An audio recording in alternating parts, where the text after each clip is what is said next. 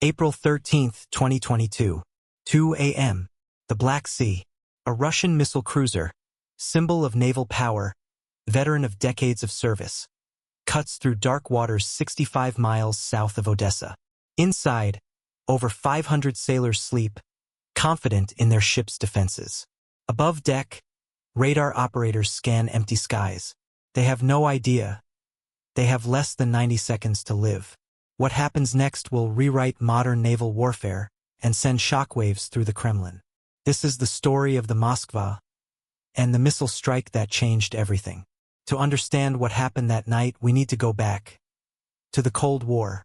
The Slava-class guided missile cruiser Project 1164 Atlant was designed in the 1970s as the Soviet answer to American carrier strike groups. Bristling with 16 massive P-1000 Vulcan anti-ship missiles, advanced radar systems, and layered air defenses, these ships were built for one purpose: sink NATO fleets before they could strike Soviet territory. The lead ship of this class? The Moskva, originally named Slava, or Glory, commissioned in 1983, she was 611 feet long, displaced nearly 12,000 tons, and carried enough firepower to threaten an entire carrier battle group. By 2022, Moskva had served through the collapse of the Soviet Union, conflicts in Georgia, Syria, and now, Ukraine. She was the flagship of Russia's Black Sea Fleet, a symbol of prestige, power, and permanence.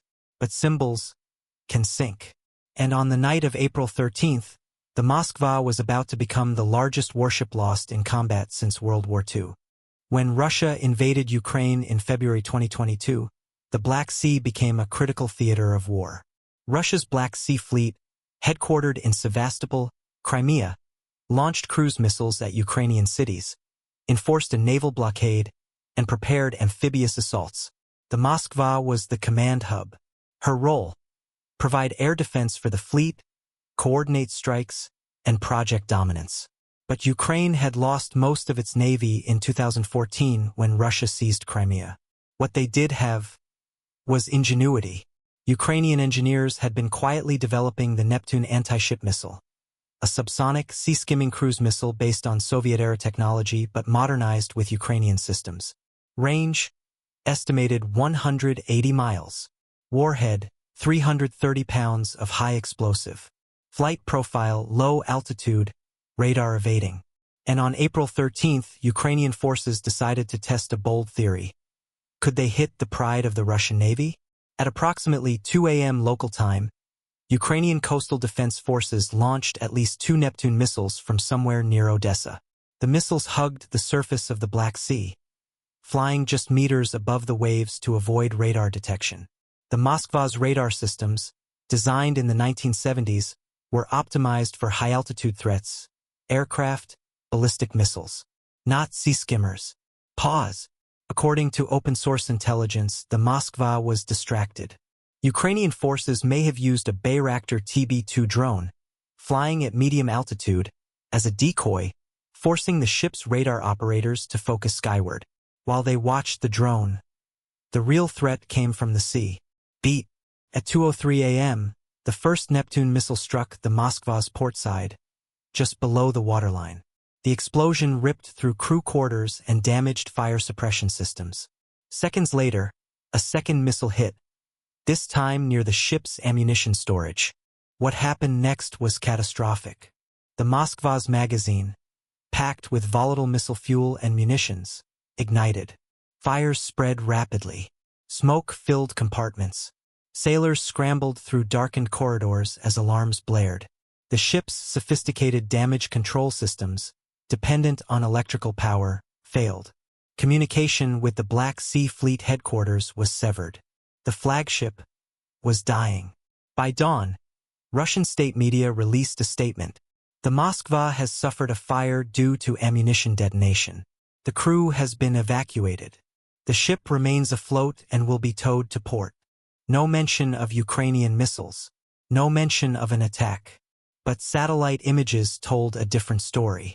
Commercial satellites captured the Moskva listing heavily, trailing smoke, surrounded by rescue vessels.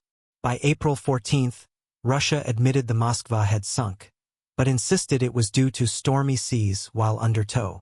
The storm that day. Seas were calm. Winds, 10 knots. Western intelligence agencies confirmed. The Moskva was struck by at least 2 Ukrainian Neptune missiles. Russia's cover story collapsed. But the human cost was harder to verify. Russia claimed all 510 crew members were evacuated safely.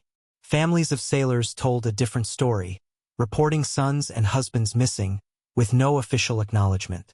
Independent estimates suggest between 40 and 100 sailors died in the attack and subsequent sinking. To this day, the true casualty count remains a Russian state secret. The sinking of the Moskva was not just a tactical victory. It was a psychological earthquake. Here's why. 1. Naval warfare had changed. For the first time since the Falklands War in 1982, a major surface combatant had been sunk by anti-ship missiles in open warfare. The era of unsinkable warships, protected by layered defenses, was over. Cheap, subsonic missiles launched from land could defeat billion-dollar cruisers. 2. Russia's Black Sea Fleet was vulnerable.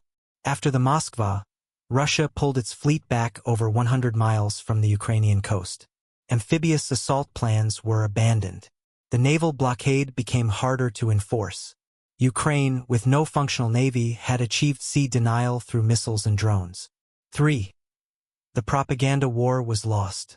Russia had portrayed the Moskva as invincible. State TV had shown her firing cruise missiles at Ukrainian cities, a symbol of Russian power. Now she was at the bottom of the Black Sea. The narrative of Russian invincibility shattered. 4.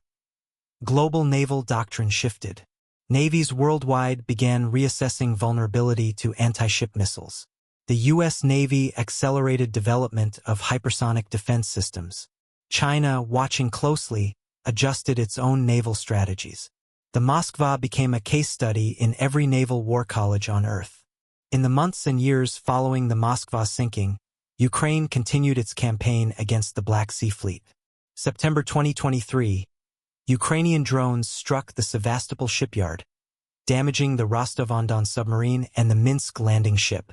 December 2023, the Novocherkassk landing ship was destroyed by cruise missiles while docked in Feodosia.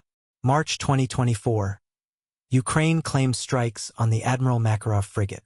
By 2024, Russia had effectively withdrawn much of its Black Sea Fleet to bases in Novorossiysk, over 200 miles from Ukrainian-controlled territory.